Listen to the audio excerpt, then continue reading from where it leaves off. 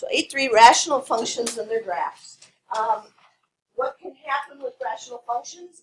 Just about anything with the division going on. You can end up with a branch in the upper second quadrant and the lower fourth quadrant, and then some weird stuff in between. You know, it's just whatever you're dealing with, how complex it is for the polynomials that you're dividing, that determines what you're going to see when you get done. So we're going to identify some properties of rational functions and graph rational functions, because what we want to do is know from the math, what can we tell is going to happen?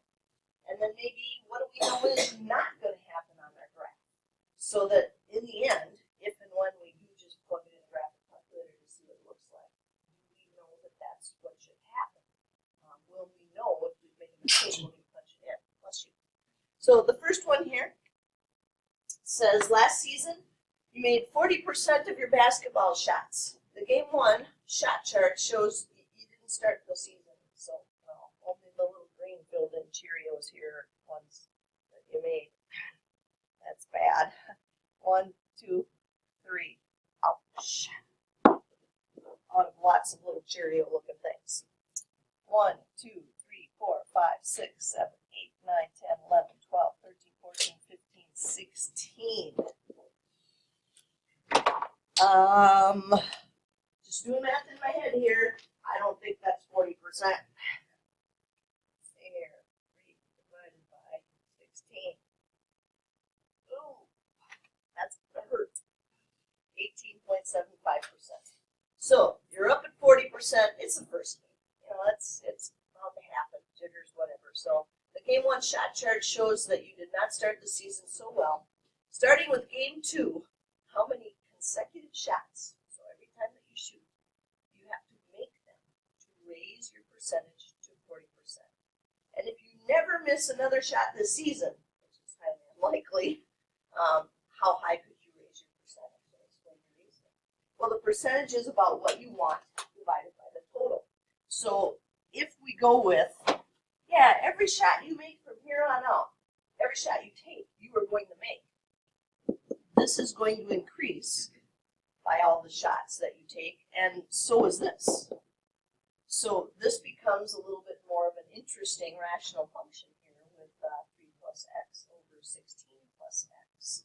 So what we want to do is take a look at that graph and see what's going to happen.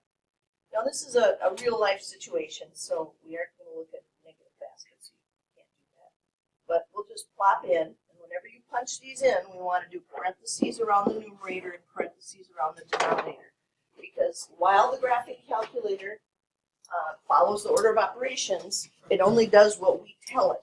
So if it doesn't know that we have to put all of this stuff together, we might not see what we need to see.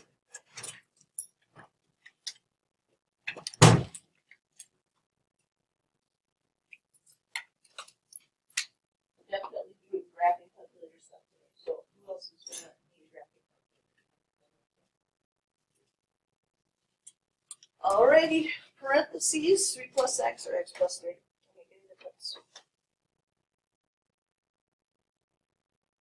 Parentheses divided by parentheses 16 plus x. And here's the deal. I'll hit zoom 6. Zoom. That doesn't even look like that. And we don't need the negatives over there because we're talking about real life.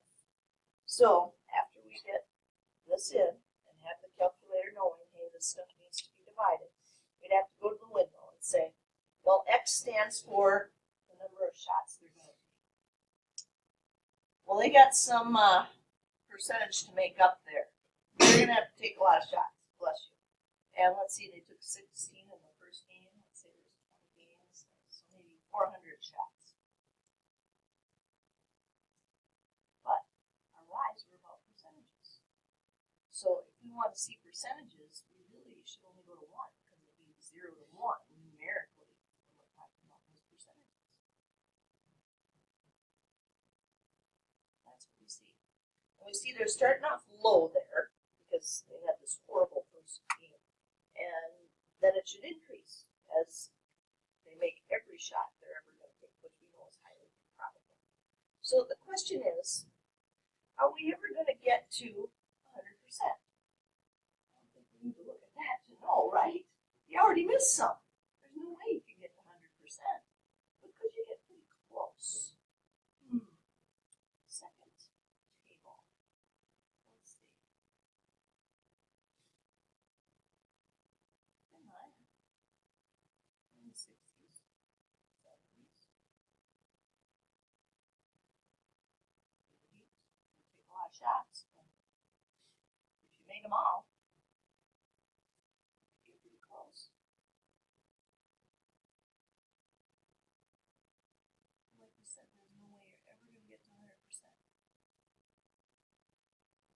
Thank goodness you weren't shooting for 100%. You wanted 40%.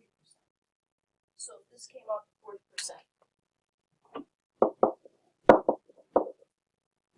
we could try and solve it out. We could just use blinking, y sub 1, y sub 2 for each side of this. But those are the things that happen in real life that go along with hyperbolas, things that we need to look at.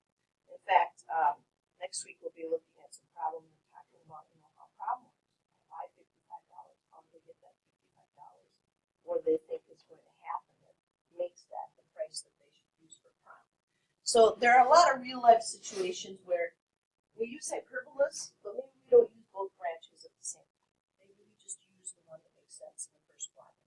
So we're going to use a ratio of polynomial functions to form a rational function. Ratio meaning fraction in math, just like the one we put in up there. If a function has a polynomial in its denominator, we have a problem. Division creates a problem. And that problem is that you can't divide by 0. So we have to tell people that the domain of this function needs to exclude negative 16. Well, not a problem. This was a real life situation. Nobody's going to put negative 16 into this. Well, if we don't tell them what the problem was originally and we just show them this, they don't know that. So we have to explain it to them. Hey, you can't use negative 16 here. It isn't going to work. So what it has is a gap. Now, notice they didn't just flat out say an asymptote. Because here's another cool thing that can happen with hyperbola. They can have holes in them. It's possible that they don't necessarily have a vertical asymptote, but there's one point that just can't be in the graph. And we have to make a hole for that one point. So that's part of what we're going to talk about today. And like it says, the gap could be a one-point hole in the graph, or it could be a vertical asymptote in the graph. We already know how asymptotes work. We're supposed to approach them, but never cross them. And now we've got this new business of, hey, we might have what appears to be like a donut hole, the stuff that we're doing. So cool things that happen with hyperbolas because we're talking division. So a rational function is a function that you can write in the form any polynomial divided by any polynomial. P of x divided by q of x. And then the domain of f of x is all real numbers except anything that would put a 0 in that denominator. Now it's possible it's a whole, it's possible that it's a vertical asymptote. We're going to talk about how we know the difference. So the domain, we definitely want to be thinking about that as we go through the problems. What do we have to leave out? So these, when you look at them, don't look like they all belong in the same family of functions, but they do. These are all hyperbolic functions. So there's 3 graphs of rational functions. This one right here is x squared over x squared plus 1. And this is where I need to make that connection to movies and animation for you.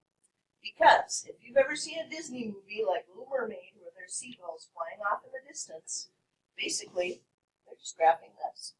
And they're making moving twins up and down. So they're saying from here to here, graph x squared over x squared plus 1. And then they're using the animation programs to make it move as it goes across the screen.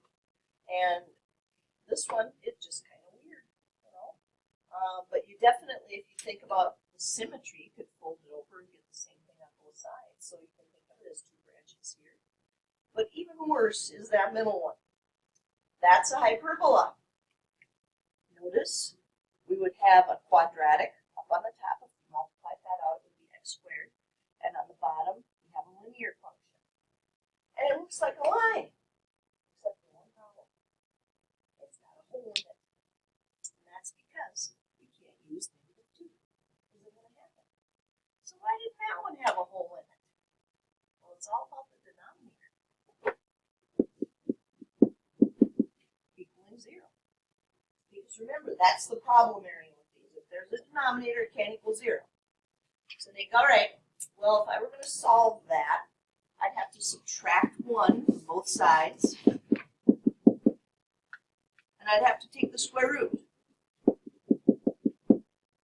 What's the square root of -1? What is it? I. This isn't the complex number plane. This is the real number plane. We can't graph I on this. We graph real numbers on the Cartesian coordinate plane. So this one's not going to have a hole because its hole is imaginary. We don't graph imaginary stuff on it. This one, however, very quickly, we can see there's going to be trouble with negative. And that means there's a hole in negative. So can we know in advance where the hole is going to be?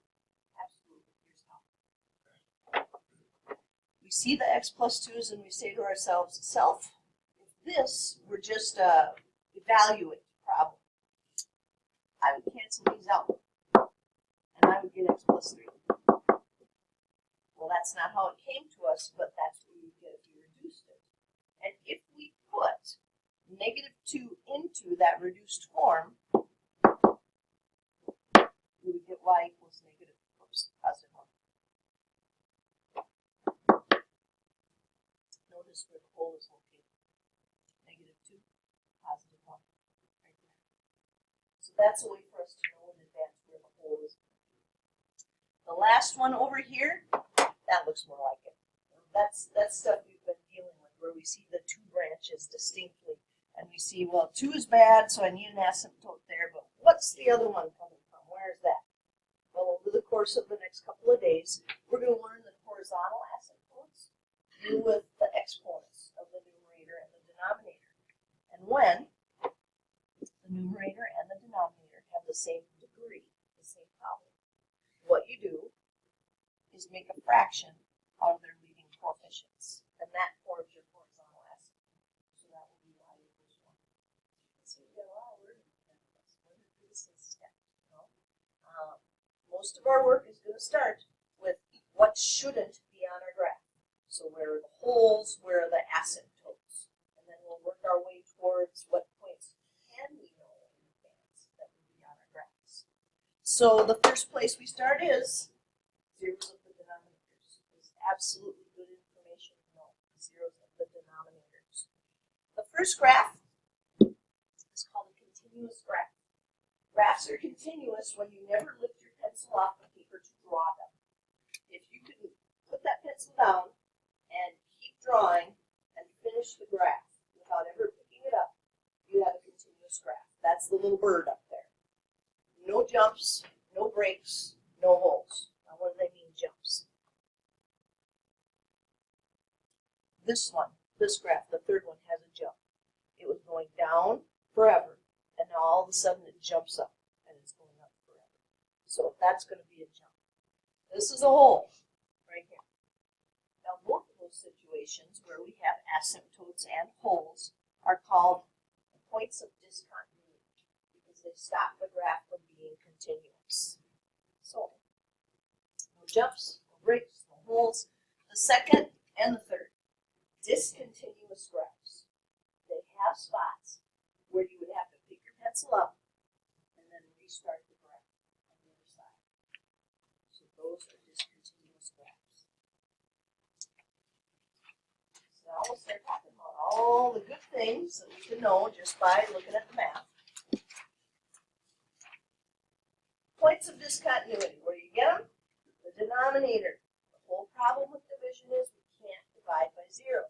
So if a is a real number for which the denominator of the rational function is 0, then it's not in your domain. You have to pass it out and say, hey, you can't use this number. The graph of f of x is not continuous at x x equals a. And the function has a point of discontinuity. Now there are two types of points of discontinuities. There are holes and there are asymptotes. So once we've learned about points of discontinuity, we're not done because we have more than we have to look at. So the graph of y equals x plus 3 times the quantity x plus 2 over x plus 2. Right away your mind should be saying, hey, this is multiplication, and when you have pure multiplication, you can cancel. That is a removable discontinuity. We're going to speak of it as a hole.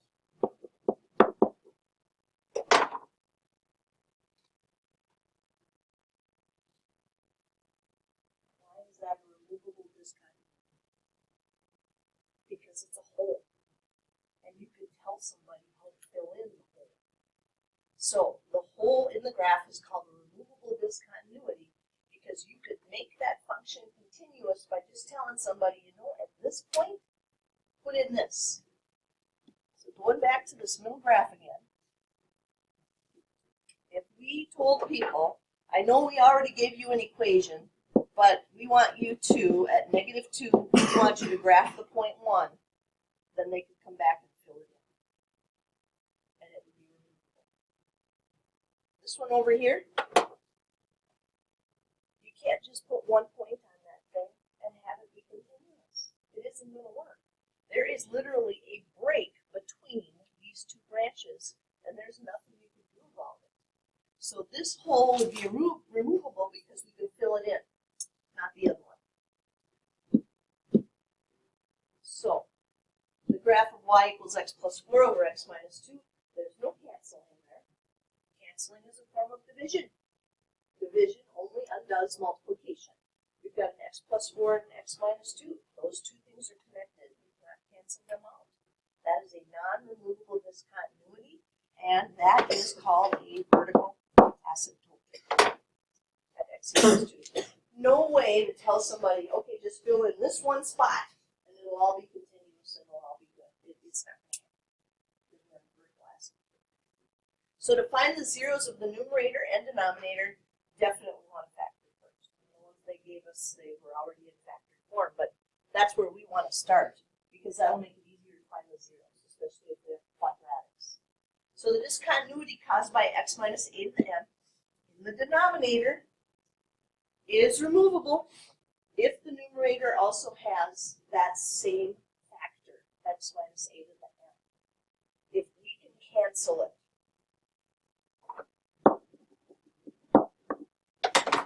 it is a removable discontinuity, and it is a hole.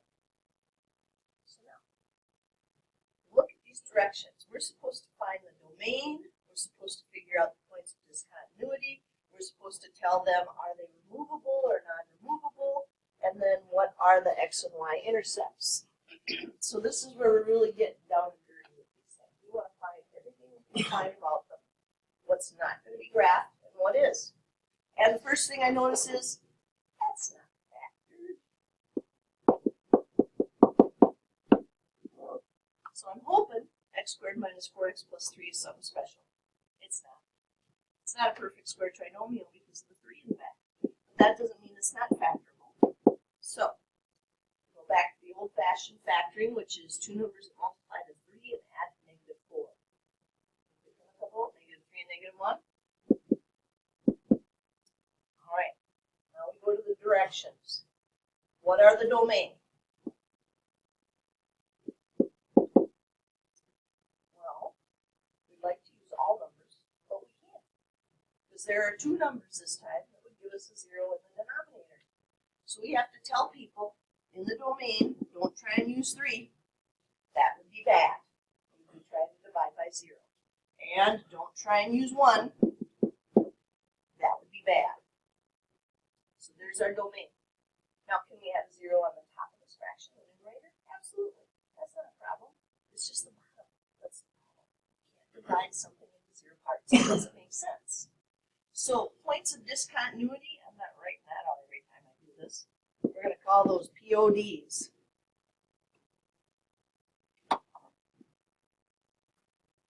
Well, we just solve them. The problems are at x equals 3 and x equals 1. Those are the points of discontinuity. And now they want to know, are they removable or are they non-removable? Well, they're only removable if they're going to cancel out. I don't have a factor of x minus 3 in the top of this, and I don't have a factor of x minus 1 in the top of this. So both of these are non-removable.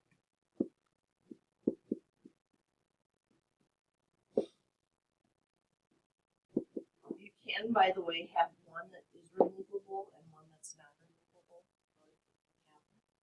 Now, I know they don't ask us this right now, but what do you need this for? We need to know that these are going to be vertical asymptotes. They're not going anywhere. They're not holes. They're vertical asymptotes. So when we actually get to the graphing, we'll say, okay, asymptote right here. That's where my graph is not going to go. All right, removable or non-removable, got that taken care of. What are the x-intercepts and the y-intercepts? Oh, my goodness. I'm going to pull up memory banks for that one. That's been a long time since we did those. Let's see. X-intercept is when you make y equal to 0. This is always the opposite step. So let's see. And that's because when you graph it, it would be something x, and then you wouldn't go up at all. Well, we don't get zeros from the bottom of this thing. Those are bad. We already took care of those. Those are vertical asymptotes. But if the numerator were 0, that's okay.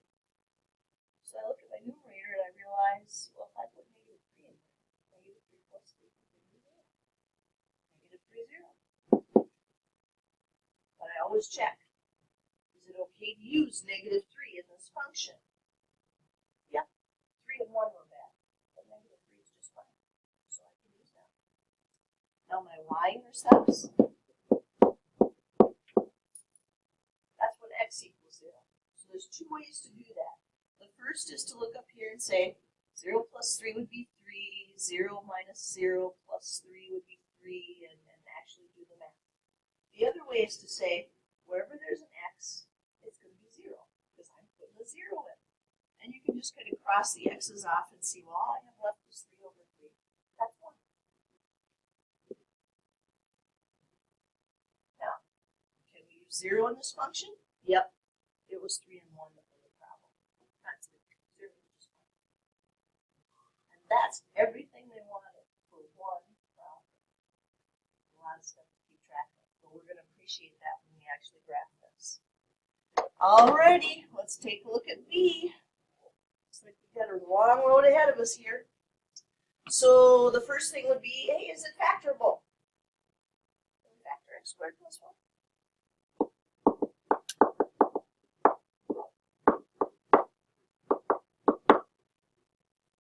Can we find two numbers that multiply to 1 and add to 0? Rats. It's not factorable. Huh. Well, we had to try. Okay. So domain.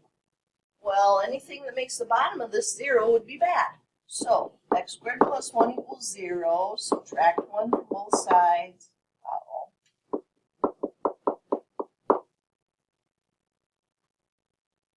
Well, we're not talking imaginary. We're graphing on a real number. So that means we don't have anything we can't use. So the domain for this one is going to be all reals. That's because the only thing we can't put in is imaginary numbers. Well, we're not trying to put imaginaries in, we're trying to put real numbers in. So, that also means we don't have any pods. We didn't come up with any real numbers that we could use in this equation, so we didn't get it. So now we're at x and y intercepts, okay?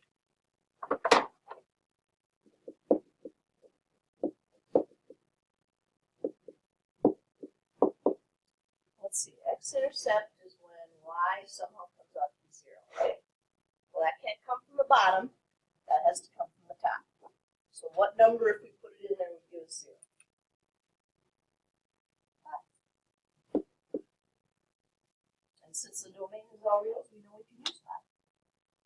Y-intercept. 0 something. Okay. Well, if I put 0 into the x's, and I would get negative 5 over 1, which is negative didn't have all the stuff.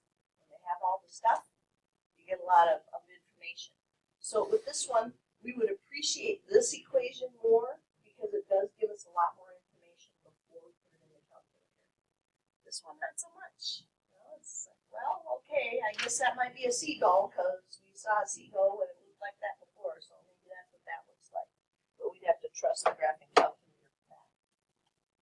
Let's look at C.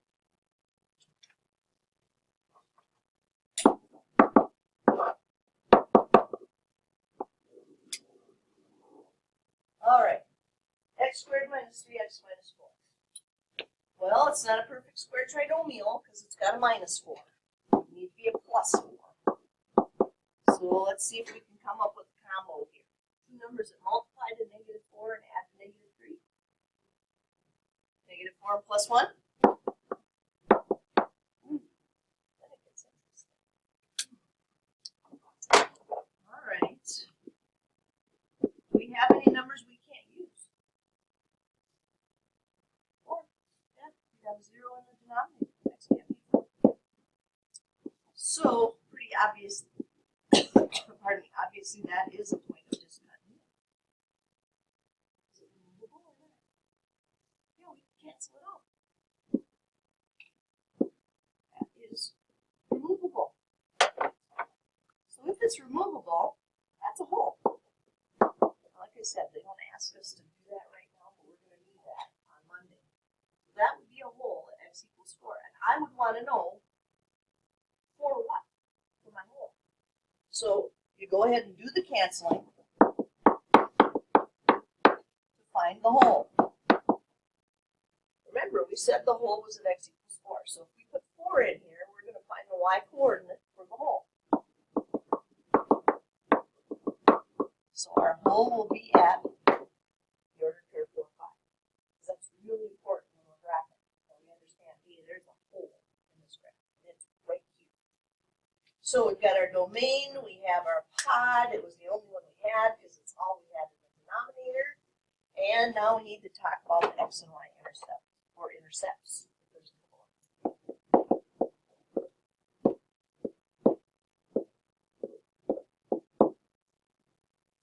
All right. So getting zeros for y has to come from the top. So what two numbers would give us 0? 4 and negative 1. But which one of these did we say we couldn't use for some specials? So we have to take this one off. So you can't use 4. Remember, that's our domain up there. You can't use 4. It's going to give you a hole. So that's what happens. Y-intercept. Put 0 in for x and see what we get. The easiest place to do that is to go back to the original and say anywhere I put an x is now going to be gone. So it'll be negative 4 over negative 4, which is 1. And there it is. So all of this information gets us to the point where we graph. Now, the one thing you like about this section is because it does get so complex. We graph all of this info, and then we grab the graphing calculator to actually graph it. Because we don't want people putzing with tables all the time as you go through. And we know, hey, if all of this shows up when we punched it in, we punched it in right. We want the algebra to guide what we see, not the calculator to guide the algebra that we do. So, what are the domain and points of discontinuity of the rational function? Are the points of discontinuity removable or non-removable? X and y intercepts of the rational function. Be on the lookout. I'm going to ask you randomly today, or maybe not so randomly. Maybe I'll just go around the room and we'll see how it works. So, we want to know all the good stuff we did before. Domain, points of discontinuity. Are they removable? Are they not removable? X and y intercepts. So the first question would be, is this factorable? And if it is, go ahead and do that. And then I'll call on somebody to tell me what they got.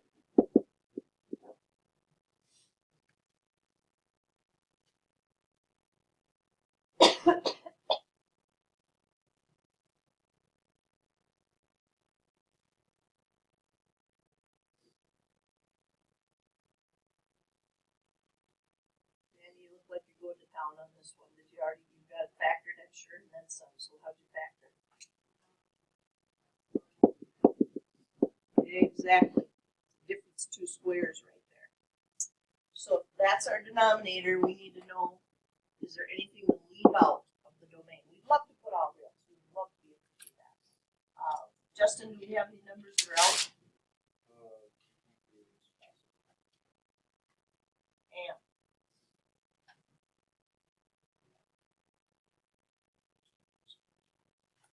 yep. Did you say plus or minus 4? I just didn't hear you. I didn't hear you.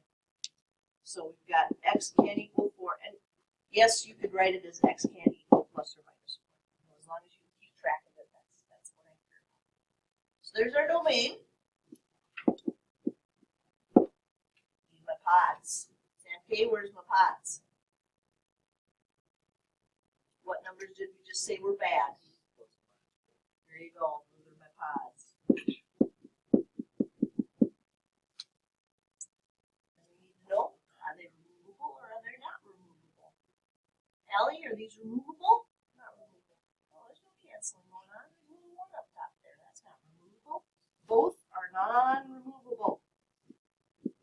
And like I said, we are mostly going to care that that gives us vertical asymptotes. I know they're not asking us for that, but that's where we're going with this. These will both be vertical asymptotes. All right, x and y intercepts. Let's see. X-intercept.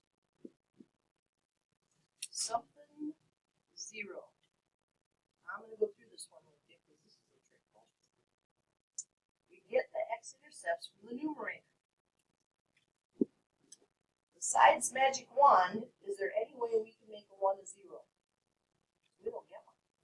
If there's no x up there, there's nothing we can do. And we have to write none. And we do write none, by the way. We don't just leave it blank, because leaving it blank says I didn't know what to do with this. Writing none and it says I knew there weren't any. And then y-intercept is what we get if we in fact do put the 0 in the thing. So take a second. Let's see what we get. Dylan, we get a nasty little fraction. What is it? It is -1/16. But it's helpful. You know, it gives us a number that is on our graph. Just from saying, hey, that's 0. Alrighty, let's go to B. If you haven't already, and I know some of you already are. So the first thing would be, is it factorable? Hopefully both the numerator and the denominator are, but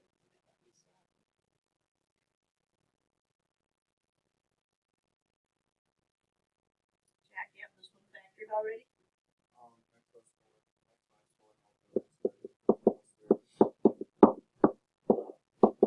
So nothing we can do about that denominator? Yeah, you're right. We can't. There's nothing we can do. That's nothing special about it. It's just ugly. All right. So domain would mean we're trying to figure out, can x squared plus 3 equal 0? And if it can, where? Do a little math on that for a second. Probably won't take very long.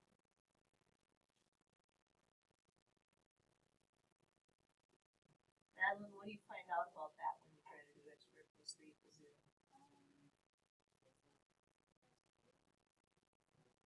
Well, if we move the 3 over, what's going to happen if we take the square root? It is imaginary. Got it? Plus or minus I squared root of 3. Well, I guess the good news is, domain is all reals.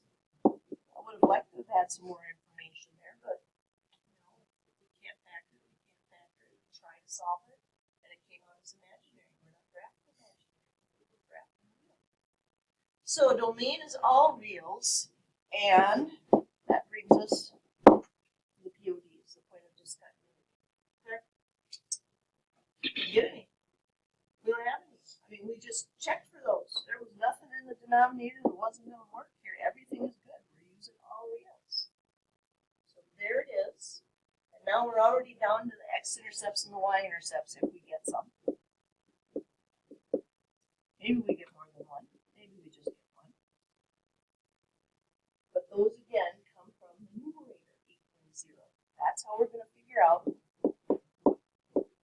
x-intercepts.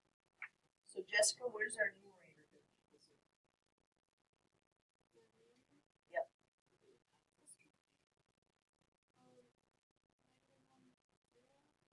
Right. Exactly. So right here, if you go back to that factored form, that makes that go really nice and quick. And then y-intercepts, if we put a 0 in for the x,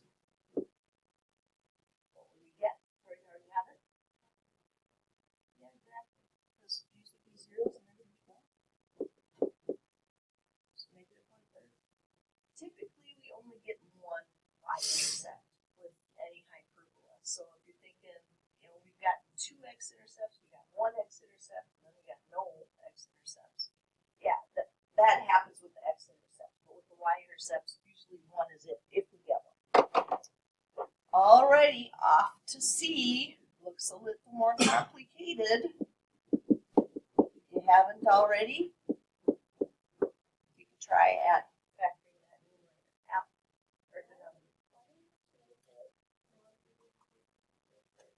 They're trying to make the connection for us to the fact that, okay, let me put it this way.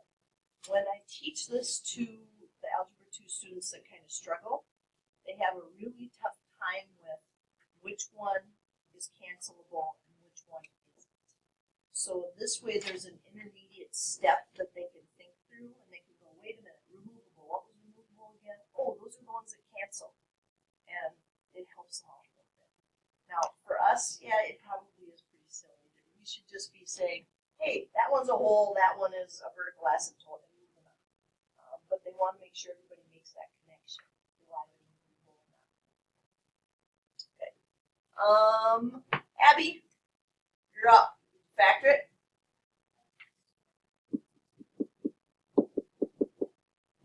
Which helps us figure out what we should leave out of our domain, right, Josh?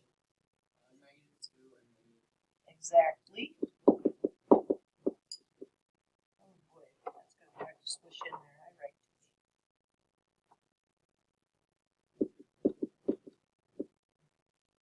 So then, boy, do I write too big. I have to do some scooting.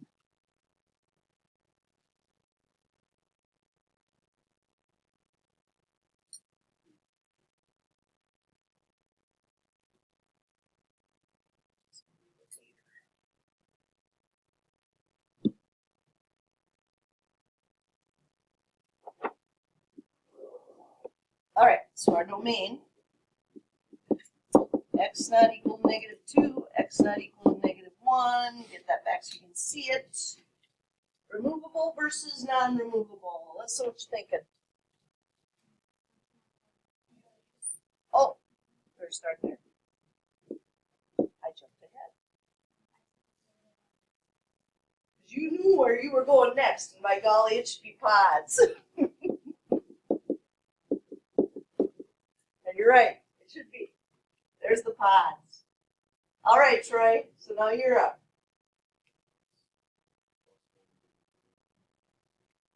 So that one's removable.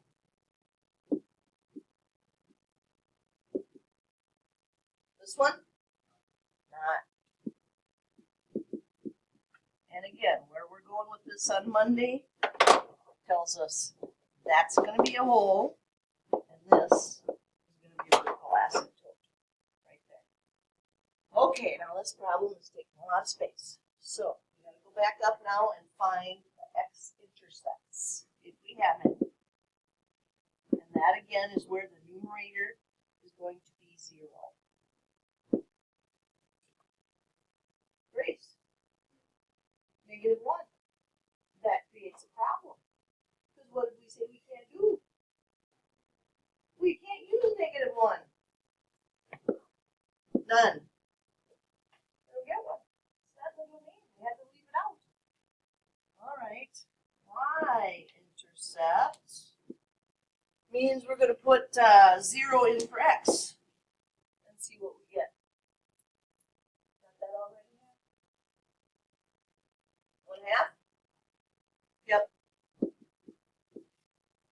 Zeros in all 3 of those spots. We'll just leave us with a 1/2. Domain, pods, removable, non-removable, x-intercepts, y-intercepts. Wow, that's a lot of information before we do any graphing. So, that's kind of scary. We're at 40 minutes. Oh, that's. All right. Well, I will have to stop there. I kind of hoped I knew with the other 2 classes, this was about the same place that we ended up ending the first day. So, not bad. But 4, 3, 2, 1, 0 me. Some of you didn't get to your turn. Make sure I get you picked up on another day. Yeah, and I expect the numbers to be a little lower on this first day. As we, on Monday, reiterate all this and use it to graph, it will start to stick. Right now, it might be a little bit of, hey, I better turn back to my notes and take a second look at this. But on Monday, when we do it again, it will start to stick. And that's just for kind of practice at it with these problems. Can we do all of these?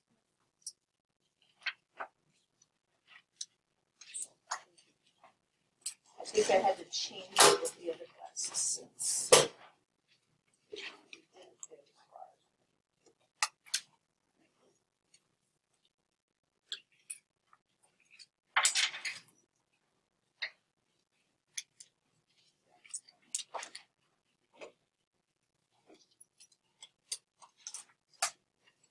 You can. Yeah, you can do all this.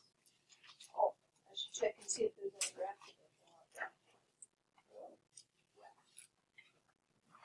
Got it.